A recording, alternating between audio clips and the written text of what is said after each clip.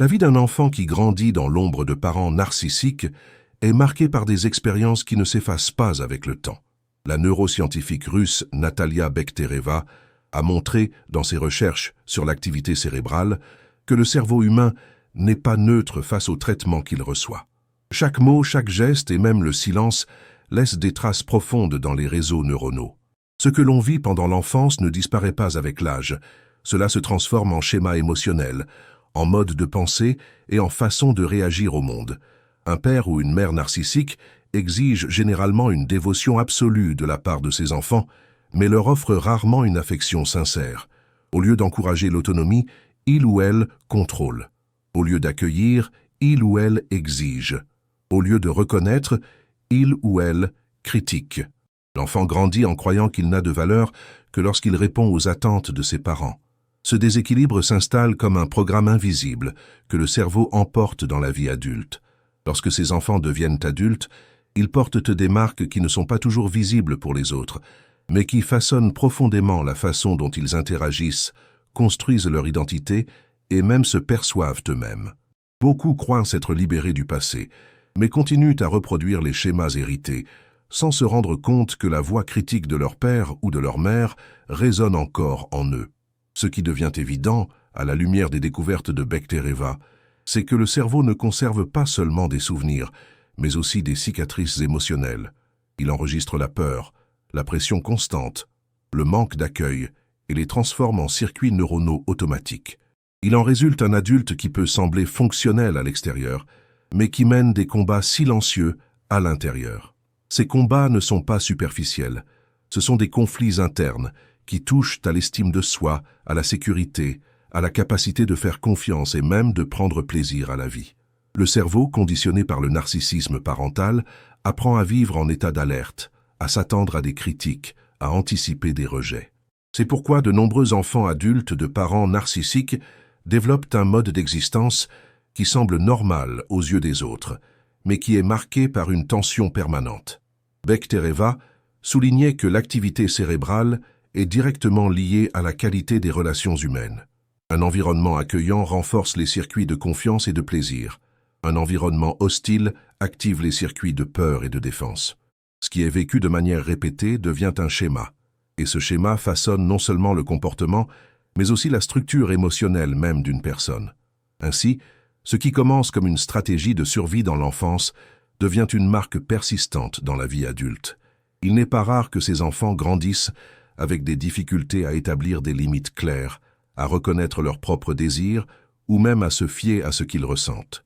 L'enfance où ils ont dû s'adapter pour survivre laisse en héritage un adulte partagé entre le désir d'autonomie et le besoin d'approbation.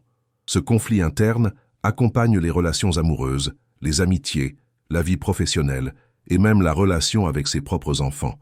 Derrière chaque choix incertain, derrière chaque peur de déplaire, il y a une trace du passé. C'est comme si l'écho de la voix parentale dictait encore les règles. Tu n'as de valeur que si tu fais ce que j'attends de toi. Même des décennies plus tard, beaucoup vivent encore dans cette ombre, même si leur père ou leur mère n'est plus là. Aujourd'hui, nous allons passer en revue certaines caractéristiques inhabituelles que ces enfants adultes présentent souvent. Il ne s'agit pas de faiblesse, mais de marques profondes, certaines douloureuses, d'autres transformatrices. Ce sont des traits qui révèlent comment les neurosciences expliquent les conséquences du narcissisme parental et comment la conscience peut être le premier pas pour briser les cycles et trouver la liberté intérieure. En comprenant ces marques, il devient possible de voir qu'elles ne sont pas un destin immuable, mais des défis qui peuvent être redéfinis. C'est l'héritage invisible laissé par des parents narcissiques, une combinaison de douleur et de potentiel. De la douleur parce que l'amour était conditionné, du potentiel parce que la prise de conscience ouvre la voie à une vie plus authentique. Reconnaître le poids de ces marques, c'est aussi reconnaître la force nécessaire pour les surmonter.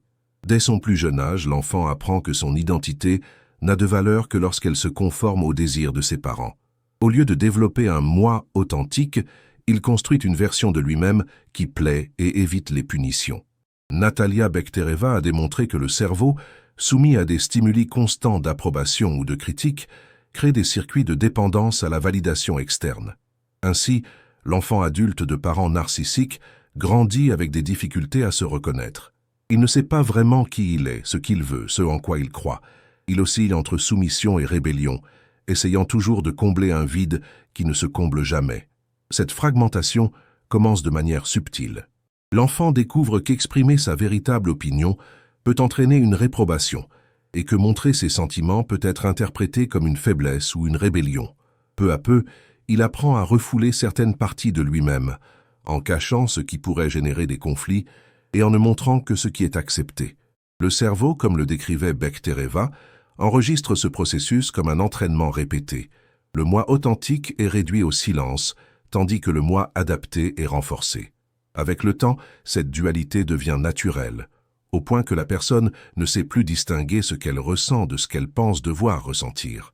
À l'âge adulte, le reflet est évident. De nombreux enfants de parents narcissiques rapportent un sentiment constant de ne pas se connaître eux-mêmes. Lorsqu'on les interroge sur leurs véritables désirs, ils restent silencieux, car toute leur vie a été guidée par des attentes extérieures. Cette difficulté à définir leur propre identité génère un état permanent d'insécurité, dans lequel toute décision semble trop risquée. La peur de se tromper ne naît pas de la situation présente, mais du souvenir du passé. Se tromper signifiait perdre l'affection, le respect ou même le simple sentiment d'exister. Bechterewa montrait que le cerveau, lorsqu'il est conditionné de cette manière, crée une sorte de raccourci émotionnel. Avant même d'agir, l'esprit cherche déjà à anticiper la réaction de l'autre. Cela empêche le développement de la spontanéité, car chaque geste passe par le filtre de l'approbation. Ainsi, l'identité devient une mosaïque de fragments, un ensemble de rôles répétés pour plaire, mais qui ne s'assemblent jamais en une totalité authentique. Au quotidien, cette fragmentation apparaît dans des situations courantes. Choisir une tenue, décider quoi manger, donner son avis dans une conversation ou même assumer une responsabilité au travail. À chaque fois, le doute s'installe. Qu'est-ce que je veux vraiment? Ou qu'est-ce que les autres attendent de moi? La réponse penche généralement vers la deuxième option, car le besoin de plaire l'emporte sur la voix intérieure. Mais le problème va au-delà de l'indécision. L'identité fragmentée crée un sentiment de vide. Beaucoup décrivent leur vie comme celle des autres, jamais la leur. Ce vide, qui n'est jamais comblé, alimente des crises d'anxiété, des relations instables et même un sentiment de dépersonnalisation. L'individu se regarde et ne se reconnaît pas, comme s'il n'était que l'ombre des attentes des autres. L'oscillation entre soumission et rébellion est un autre reflet de cette situation. À certains moments, la personne se plie totalement, acceptant des rôles qu'elle ne souhaite pas. À d'autres, elle explose dans des gestes de révolte, essayant d'affirmer son individualité. Mais comme il n'existe pas de noyau d'identité solide, ces explosions n'apportent pas de libération, seulement plus de confusion. Le cycle se répète. Soumission, révolte, culpabilité, et à nouveau, soumission. Il y a toutefois un aspect fondamental à retenir. Bechterewa soulignait la plasticité cérébrale, c'est-à-dire la capacité du cerveau à créer de nouveaux circuits et à se réorganiser, même après des années de conditionnement. Cela signifie que la fragmentation n'est pas une sentence définitive. La prise de conscience, associée à l'effort de reconnaître et de valider ses propres sentiments, peut peu à peu reconstruire l'identité perdue. C'est un processus difficile, car il exige d'affronter des souvenirs douloureux et de remettre en question des croyances profondément ancrées. Il exige d'apprendre à écouter sa propre voix, même lorsqu'elle semble faible, face aux voix héritées du passé. Mais c'est aussi un processus libérateur. Chaque pas vers la connaissance de soi renforce les circuits de l'autonomie, de la confiance et de l'authenticité. L'identité fragmentée est donc l'une des marques les plus profondes laissées par le narcissisme parental. Mais en même temps, c'est aussi le point de départ de la guérison. Reconnaître que la vie n'a plus besoin d'être guidée par le désir de plaire, mais par le courage d'exister, est la première étape pour rassembler les morceaux épars et reconstruire un moi véritable. Si vous aimez ce genre de réflexion, abonnez-vous à la chaîne et activez les notifications pour ne manquer aucune vidéo. Les enfants de parents narcissiques développent une capacité inhabituelle, celle de lire presque automatiquement les expressions, les intonations et les petits signes d'humeur. Cette vigilance, qui servait dans l'enfance à éviter les conflits, se transforme en hypersensibilité à l'âge adulte. Bechterewa a montré que le cerveau soumis à une peur constante active des régions liées à l'attention sélective et à l'anticipation des menaces. C'est comme si l'organisme avait été entraîné à détecter le danger dans des détails invisibles pour les autres. Dans le milieu familial, cette capacité était une question de survie. Un regard noir, un silence prolongé, une porte claquée avec force, tout pouvait annoncer une explosion de colère ou une vague de critiques. L'enfant apprend alors à observer chaque geste, à déchiffrer chaque nuance, à adapter son comportement avant même qu'un mot ne soit prononcé. Cette hypervigilance protège à court terme, mais elle a un prix élevé lorsqu'elle devient un comportement permanent. À l'âge adulte, ce modèle se manifeste par un excès d'empathie, mais pas une empathie saine. Il s'agit d'une empathie déformée, car elle est motivée par la peur et le besoin de contrôler l'environnement. L'enfant adulte de parents narcissiques perçoit avec précision la douleur et l'inconfort des autres, mais oublie de regarder à l'intérieur de lui-même. Il se met presque automatiquement à la place des autres, mais rarement à sa propre place. Il en résulte une vie orientée vers le plaisir, l'harmonie, l'évitement du rejet, même si cela signifie renoncer à ses propres besoins. Dans la pratique, cette distorsion crée des difficultés à établir des limites. Dire non semble risqué, car cela peut réactiver dans le cerveau les souvenirs de rejet de l'enfance. Bechtereва décrivait que les souvenirs émotionnels forts, associés à la peur et à la critique, façonnent des circuits neuronaux qui restent actifs toute la vie. Ainsi, à l'âge adulte, même dans des situations simples, l'individu ressent une angoisse disproportionnée face à la possibilité de déplaire. Il préfère céder même lorsqu'il est épuisé, car le sentiment de paix extérieure semble plus supportable que le poids de la culpabilité intérieure. Paradoxalement, cet excès d'empathie ne renforce pas les liens mais les fragilise. Ceux qui vivent pour plaire courent le risque de devenir des proies faciles pour la manipulation. Des relations déséquilibrées apparaissent, dans lesquelles un côté donne toujours plus et l'autre ne fait que recevoir. Souvent, ces adultes s'engagent dans des amitiés ou des relations amoureuses dans lesquelles leurs efforts sont exploités, car ils ne supportent pas l'idée d'imposer des limites. En essayant d'éviter le rejet, ils finissent par renforcer les liens de dépendance. Il est important de souligner que cette capacité à ressentir intensément l'autre n'est pas négative en soi. Lorsqu'elle est canalisée de manière consciente, elle peut générer une compassion authentique, de la solidarité et une capacité à aider. Le problème réside dans la distorsion, lorsque l'empathie sert à se protéger de la peur et non à établir une connexion authentique. L'individu se dissout dans l'autre, s'oublie lui-même, et croit que prendre soin des autres est la seule façon d'être accepté. Bechtereva affirmait que le cerveau possède une plasticité et peut être reprogrammé. Cela signifie que, bien que cette hypersensibilité ait été construite comme une défense, elle peut être transformée en force.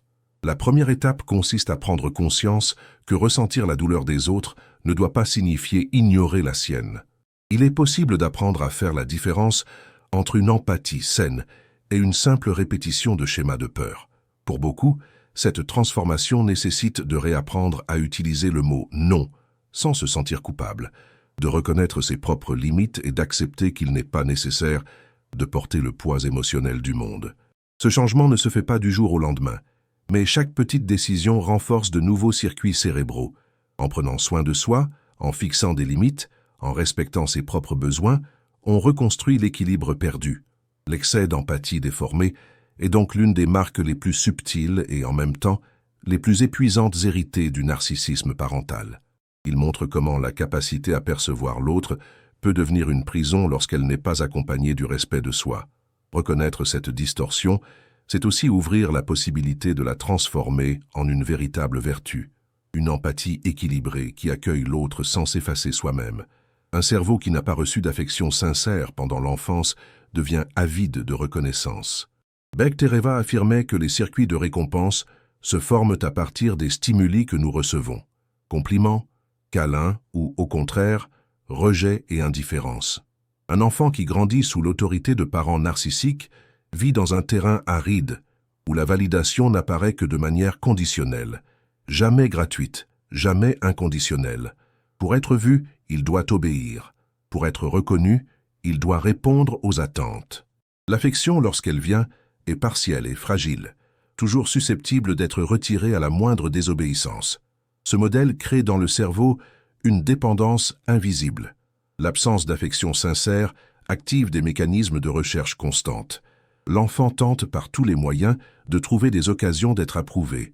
Un regard satisfait du père, un rare compliment de la mère, deviennent des moments de soulagement intense, presque comme une bouffée d'air frais au milieu du désert.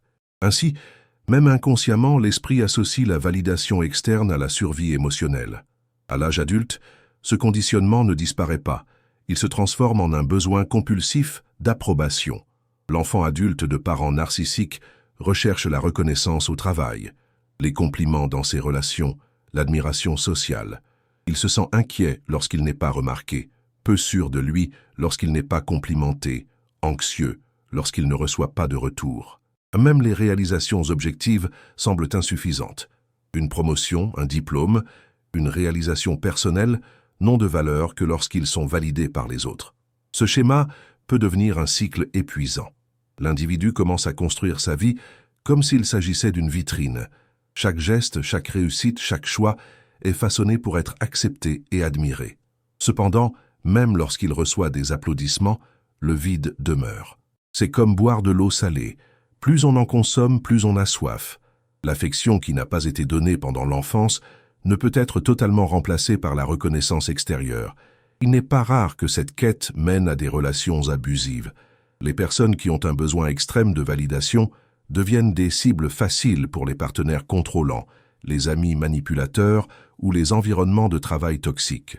Il suffit que quelqu'un leur offre des compliments ou de l'attention pour qu'elles s'abandonnent, même lorsqu'elles perçoivent des signes d'exploitation.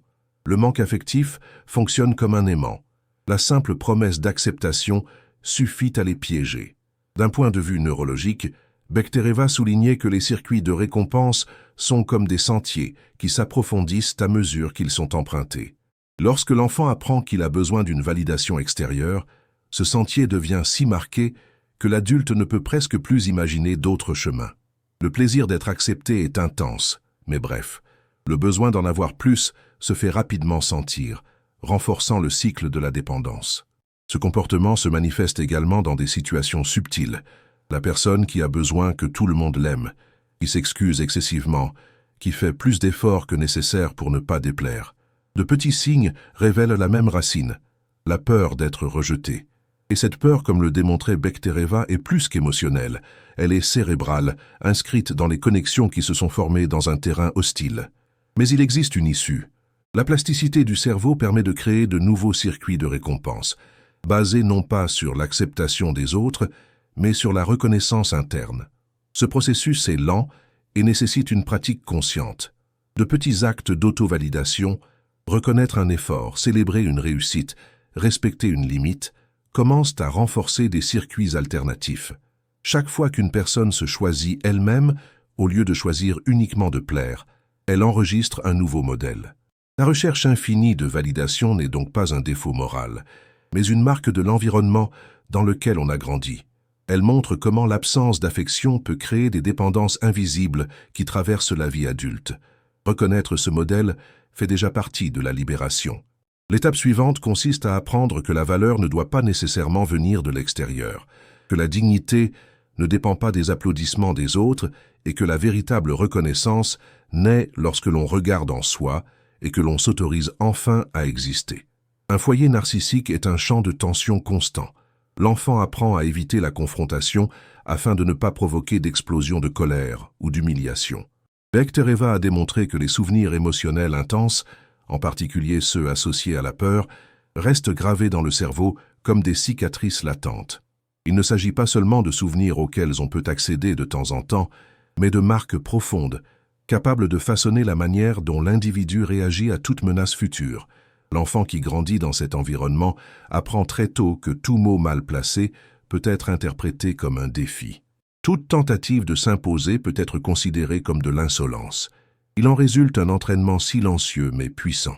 Ravaler ses émotions, taire ses opinions, disparaître pour survivre. Ce silence n'est pas un choix, mais un mécanisme de défense. Il réduit les risques d'être attaqué, mais en même temps, il sape la construction d'une identité solide. À l'âge adulte, ce schéma persiste. L'individu ne se rend pas compte qu'il agit toujours comme l'enfant qui craignait ses parents. Il préfère ravaler les injustices plutôt que de s'exposer. Il tolère en silence les situations humiliantes, convaincu que discuter est dangereux. Le cerveau, conditionné au fil des ans, déclenche des signaux d'alerte face à toute possibilité de conflit. Pour lui, la confrontation ne signifie pas le dialogue, mais la douleur, le rejet et l'humiliation. Bechtereва expliquait que lorsque la peur se répète dans un environnement hostile, une association neurologique durable se crée. Les régions du cerveau liées à la mémoire émotionnelle, comme l'amygdale, deviennent hyperactives, prêtes à réagir même dans des situations qui ne présentent objectivement aucun risque. C'est pourquoi un simple désaccord au travail ou une conversation plus sérieuse avec son partenaire peut être vécu de manière disproportionnée, comme le signe avant-coureur d'une catastrophe. Cette peur paralyse. Souvent, l'adulte reconnaît même qu'il est victime d'une injustice, mais il ne trouve pas la force de réagir. Le silence semble plus sûr, même s'il coûte cher sur le plan émotionnel. Avec le temps, un ressentiment silencieux s'accumule, accompagné d'un sentiment d'impuissance. Et ce cycle a tendance à se répéter dans divers domaines: relations amoureuses, amitiés, environnement professionnel, voire dans des situations quotidiennes. Le plus cruel, c'est que ce comportement peut être interprété par les autres comme de la passivité ou de la lâcheté. Mais en réalité, il est le résultat d'un conditionnement profond. Le cerveau a été entraîné à croire que la confrontation équivaut à la douleur. Briser ce schéma exige plus que de la volonté. Il faut reconstruire des circuits émotionnels qui ont été façonnés au fil des décennies. Il existe cependant une clé de transformation. Bechtereva soulignait que le cerveau, malgré ses cicatrices, est plastique. Il est possible de créer de nouvelles associations dans lesquelles le conflit n'est pas vu comme une menace, mais comme une opportunité de dialogue et d'affirmation. Cela ne se fait pas immédiatement. C'est un processus qui commence par de petits pas. Exprimer une opinion sans crainte, imposer une limite dans une situation sûre, apprendre à dire non dans des questions simples. Chaque petite victoire renforce de nouvelles connexions, rendant la peur moins paralysante. Au fil de ce cheminement, beaucoup découvrent que le conflit n'a pas besoin d'être violent, qu'il ne conduit pas toujours au rejet et qu'il est souvent le seul moyen d'établir des relations plus authentiques. Fuir éternellement la confrontation signifie vivre dans la soumission. L'affronter, même avec crainte, signifie retrouver sa dignité perdue. La peur paralysante du conflit est donc l'un des héritages les plus lourds du narcissisme parental. Elle maintient l'individu prisonnier de rôles de soumission, même lorsque la figure du père ou de la mère n'est plus là pour le punir. Mais c'est aussi un terrain fertile pour la croissance. Reconnaître que le silence ne protège pas mais emprisonne est la première étape pour briser le cycle. Dans ce contexte, le courage ne signifie pas l'absence de peur, mais la décision de ne pas laisser la peur continuer à dicter les règles de la vie. La critique incessante du père ou de la mère narcissique ne disparaît pas avec le temps. Elle s'installe comme une voix intérieure. Bechtereva expliquait que le cerveau a tendance à répéter des schémas de stimuli, même lorsque la présence physique qui les provoquait n'existe plus. Ainsi, la voix critique continue de vivre à l'intérieur de l'adulte, fonctionnant comme un juge implacable. Il n'est pas nécessaire que quelqu'un d'extérieur dise « tu n'es pas assez bon », car ce message est déjà gravé dans les connexions neuronales et se reproduit automatiquement. Dans l'enfance, cette critique avait un visage, une autorité claire. Le père ou la mère contrôlait, corrigeait, soulignait les défauts. Pour l'enfant, chaque erreur était vécue comme une menace pour son existence émotionnelle. Ce sentiment d'être constamment jugé laisse des cicatrices invisibles. Avec le temps, la figure critique externe se transforme en une instance interne. L'adulte porte en lui le même tribunal qui le terrifiait lorsqu'il était petit. Il en résulte une auto-sabotage. Les projets sont lancés avec enthousiasme, mais rapidement abandonnés. Non pas par manque de capacité, mais parce qu'il existe une conviction silencieuse que l'échec est inévitable. Même le succès peut devenir insupportable, car la voix critique interne murmure que cela n'est pas mérité, que tôt ou tard, cela sera découvert comme une fraude.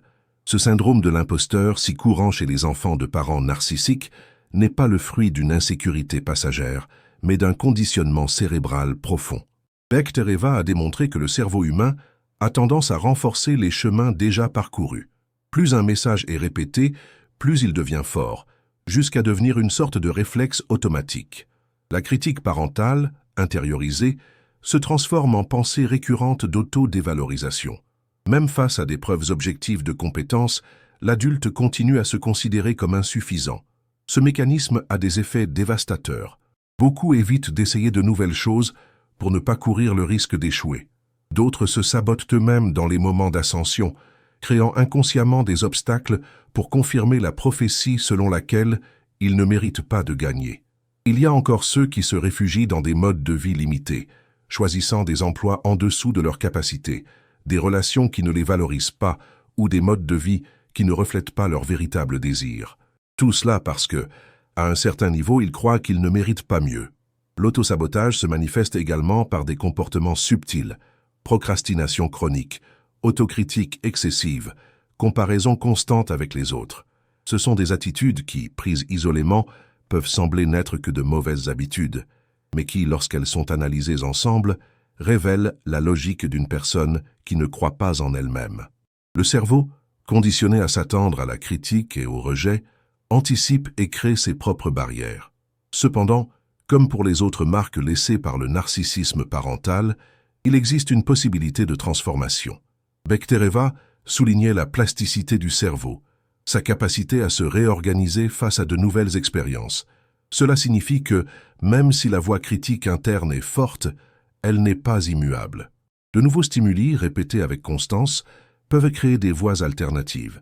L'exercice de l'autocompassion, la reconnaissance consciente de ses propres réalisations et la pratique de la validation de ses propres efforts sont des moyens de commencer à reprogrammer ce schéma. Ce n'est pas un processus rapide, car il va à l'encontre de décennies de conditionnement. Mais chaque fois que l'individu reconnaît sa propre compétence, même dans les petites choses, il affaiblit le pouvoir de la voix critique. Chaque pas vers l'estime de soi crée de nouvelles connexions neuronales, capables de rivaliser avec les anciennes. L'autosabotage constant est peut-être l'une des prisons les plus cruelles laissées par le narcissisme parental. Il n'y a pas d'ennemi extérieur à affronter, mais un ennemi intérieur qui habite l'esprit et façonne les décisions. Le surmonter exige de la conscience et de la persévérance, mais aussi le courage de croire que la valeur de soi ne dépend plus des paroles du passé. Se libérer de cette prison, c'est retrouver le droit d'exister pleinement, d'essayer, d'échouer, de gagner, sans que la voix invisible du passé dicte ce qu'il est permis de vivre. L'un des traits les plus douloureux est la contradiction. Même blessé, l'enfant adulte ressent des liens profonds qui le retiennent à son père ou à sa mère. Bektereva montrait que les liens émotionnels laissent des traces neurologiques qui ne s'effacent pas facilement. Le cerveau enregistre les expériences affectives intenses de manière durable, créant des connexions qui résistent au temps. C'est pourquoi, même après avoir coupé le contact, beaucoup reviennent, essayant à nouveau de gagner la reconnaissance. Ce n'est pas seulement un désir conscient de réconciliation, mais une force invisible qui les pousse vers le lien perdu. Ce paradoxe engendre un cycle de frustration. L'adulte, déjà conscient des dommages, décide de s'éloigner pour protéger sa santé émotionnelle. Cependant, après un certain temps, il ressent le besoin de revenir, motivé par l'espoir que, peut-être maintenant, il recevra enfin l'amour et l'approbation qui lui ont été refusés dans son enfance. C'est comme une plaie ouverte qui, même si elle cicatrise partiellement, reste sensible au moindre contact. L'espoir d'une guérison maintient le lien vivant, même si chaque retour apporte de nouvelles déceptions. Dans la pratique, ce mouvement pendulaire se manifeste par des comportements répétitifs, des périodes d'éloignement, suivies de messages, de visites, de tentatives de réconciliation. Le cycle se termine presque toujours au même point, par le renouvellement de la douleur.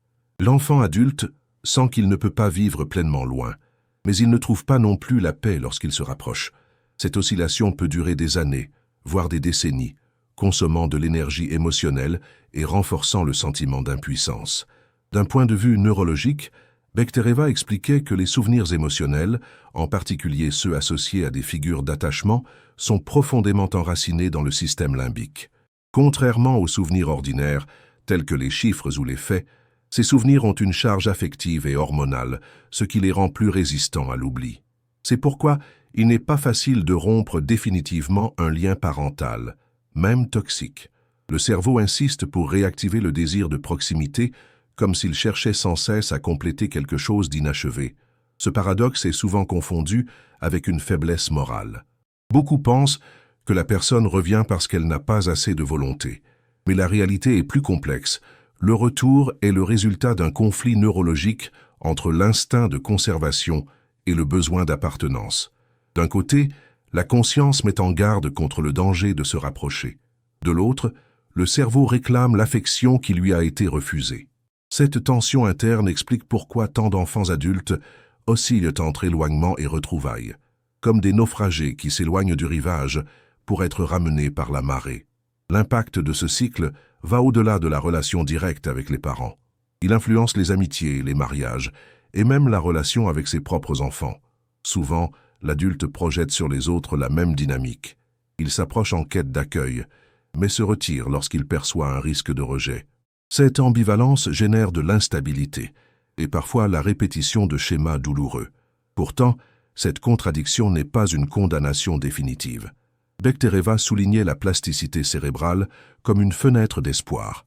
Bien que les traces émotionnelles soient profondes, il est possible de créer de nouvelles voies d'attachement et de sécurité. Cela nécessite de remplacer l'ancien cycle par de nouvelles expériences relationnelles dans lesquelles l'affection est authentique et non conditionnée. Des relations d'amitié solides, des liens affectifs sains et des pratiques d'autocompassion fonctionnent comme de nouveaux registres, capables d'atténuer la force des anciennes connexions. C'est un processus qui demande du temps et de la conscience. Reconnaître que le retour n'est pas un signe de faiblesse, mais de conditionnement, représente déjà un pas important. Avec cette clarté, l'adulte peut se préparer émotionnellement, sachant que l'envie de revenir viendra, mais qu'il n'est pas nécessaire d'y obéir. Chaque fois qu'il choisit de rester ferme dans son autonomie, le cerveau apprend qu'il existe d'autres voies possibles, affaiblissant progressivement la compulsion à répéter le cycle. La contradiction entre dépendance et distanciation est l'une des marques les plus difficiles à surmonter de l'héritage des parents narcissiques. Elle montre que les liens du sang, lorsqu'ils sont traversés par la douleur, ne disparaissent pas facilement, mais peuvent être redéfinis. La véritable libération ne consiste pas à nier l'existence de ce lien, mais à apprendre à vivre avec lui de manière consciente, sans se laisser entraîner à nouveau dans la souffrance. C'est le courage d'accepter que l'approbation ne viendra peut-être jamais, et que la dignité consiste à aller de l'avant malgré tout.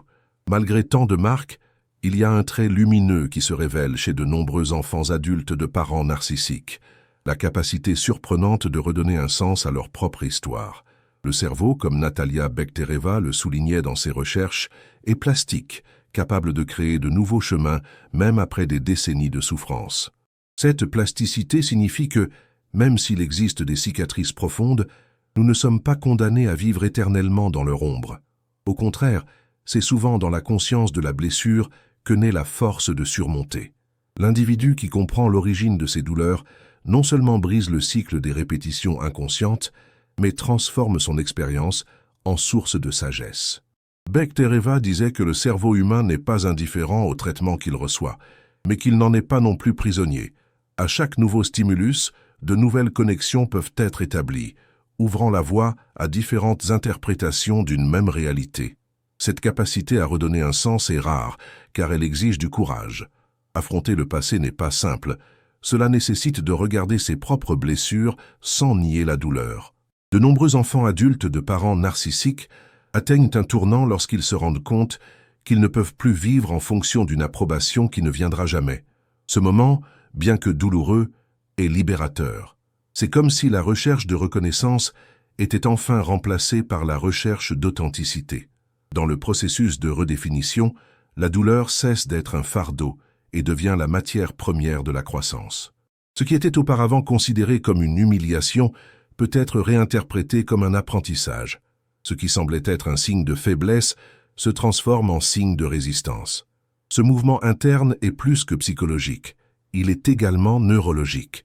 Chaque fois que l'individu attribue un nouveau sens à un souvenir douloureux, il renforce différentes connexions dans son cerveau, créant ainsi un chemin alternatif qui ne reproduit plus automatiquement la souffrance. Il en résulte une résilience inhabituelle. Beaucoup de ceux qui ont vécu sous la domination de parents narcissiques deviennent des adultes dotés d'une perception aiguë de la vie, capables de comprendre la douleur des autres sans jugement et d'apprécier intensément les petites victoires. Ils découvrent l'importance de construire des relations saines, basées sur le respect et la réciprocité, précisément parce qu'ils ont connu, de première main, ce que signifie vivre sans elles. La redéfinition ouvre également la voie à l'autonomie. L'adulte qui se voyait auparavant prisonnier de schémas de dépendance commence à goûter à la liberté de prendre des décisions en accord avec ses propres valeurs. Apprendre à dire non, fixer des limites, reconnaître sa propre valeur, chacun de ces gestes est une étape importante dans la reconstruction de l'identité. Et à chaque étape, le cerveau renforce la conviction que le passé ne définit pas l'avenir. Il est important de noter que ce processus ne signifie pas nier la souffrance ou idéaliser ce qui s'est passé. Au contraire, il s'agit de l'intégrer. Redonner un sens, ce n'est pas effacer la mémoire, mais la regarder avec un regard neuf. C'est reconnaître que, même si la douleur a été réelle, elle n'a plus besoin de contrôler la vie présente. Ce changement de perspective transforme les victimes en survivants et les survivants en protagonistes de leur propre histoire. Beaucoup de ceux qui passent par ce processus deviennent des références pour leur entourage. Ce sont des personnes qui, en brisant le cycle de la maltraitance, montrent qu'il est possible de créer de nouvelles façons d'être. Dans leur famille, elles choisissent de ne pas reproduire les schémas hérités. Dans leurs relations, elles choisissent de construire des liens plus équitables. Dans leur propre parcours, elles décident de valoriser la dignité plutôt que la soumission. La capacité à redonner du sens et à grandir est donc l'une des marques les plus puissantes que l'héritage du narcissisme parental peut laisser. Si les premières caractéristiques révèlent les cicatrices, cette dernière montre la possibilité d'une transformation. Il ne s'agit pas de nier la douleur, mais de l'utiliser comme une force. Il ne s'agit pas d'oublier, mais de réinterpréter. Il ne s'agit pas de rester prisonnier du passé, mais de choisir une nouvelle voie à partir de celui-ci. En fin de compte, cette redéfinition est la preuve que l'être humain n'est pas défini par ce qu'il a souffert, mais par ce qu'il choisit de faire de sa douleur. C'est la preuve que le cerveau, même après des années de conditionnement, peut apprendre de nouvelles façons d'exister. Et c'est aussi le signe le plus clair que, malgré le poids du narcissisme parental, il est toujours possible de vivre avec authenticité, autonomie et dignité.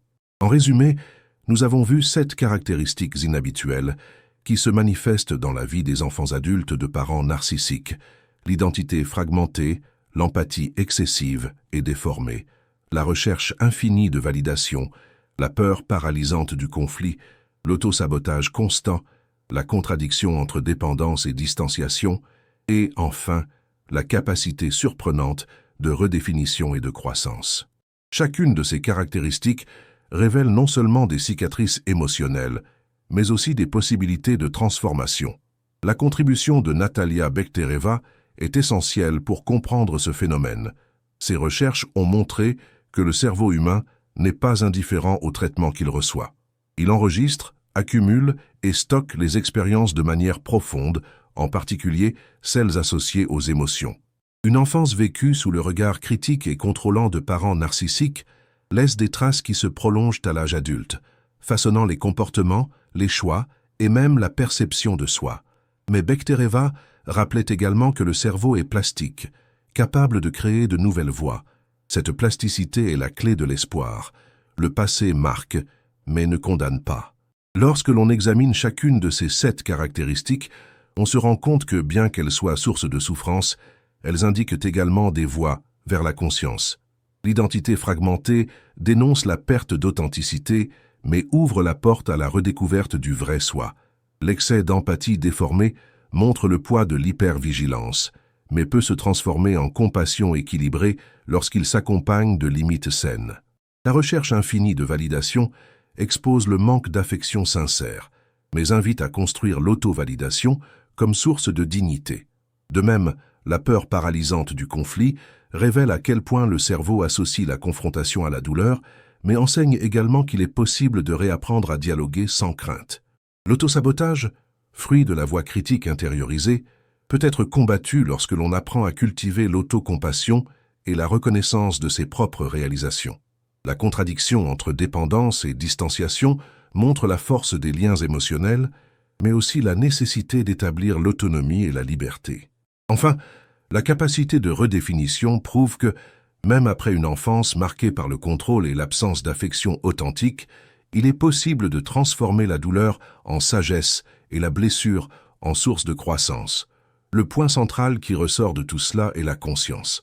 C'est elle qui permet de voir les schémas invisibles qui se répètent, de comprendre d'où ils viennent et de décider de ne plus les suivre aveuglément. Sans conscience, la personne reste prisonnière du cycle. Elle recherche l'approbation, craint les conflits, se sabote elle-même, retourne vers des relations toxiques. Avec la conscience, ces mêmes pulsions sont identifiées et traitées non pas comme une fatalité, mais comme des signes d'apprentissage. Cette conscience n'élimine pas les cicatrices, mais leur donne un nouveau sens. Au lieu de fonctionner comme des chaînes qui nous retiennent au passé, elles deviennent des souvenirs qui enseignent, alertent et renforcent. L'enfant adulte de parents narcissiques, lorsqu'il prend conscience de cette réalité, découvre qu'il n'a plus besoin de vivre en fonction de l'amour qui lui a manqué, mais qu'il peut choisir de vivre en fonction de la dignité qu'il construit. Le plus grand héritage n'est donc pas le poids de la douleur, mais la conscience qui peut en naître. Une conscience qui libère, qui brise le cycle de la maltraitance et ouvre la voie à une vie plus intègre, plus authentique et plus sereine. Après tout, la dignité ne consiste pas à nier les cicatrices, mais à les transformer en symboles de dépassement. C'est dans cette transformation que la vie trouve son véritable sens. Ne pas être défini par ce qui a été souffert, mais par ce que l'on choisit à partir de maintenant.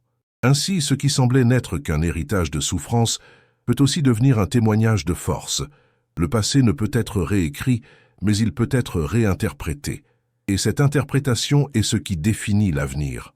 Comme Bechtereва nous l'a enseigné, le cerveau n'oublie pas, mais il peut réapprendre. Et réapprendre dans le cas des enfants adultes de parents narcissiques signifie construire une existence qui n'est plus régie par l'ombre du passé, mais par la lumière de la conscience. Si cette réflexion vous a plu, aimez la vidéo, abonnez-vous à la chaîne et activez les notifications pour recevoir d'autres réflexions comme celle-ci. Ainsi, vous ne manquerez aucun nouveau contenu. Portez-vous bien et à bientôt.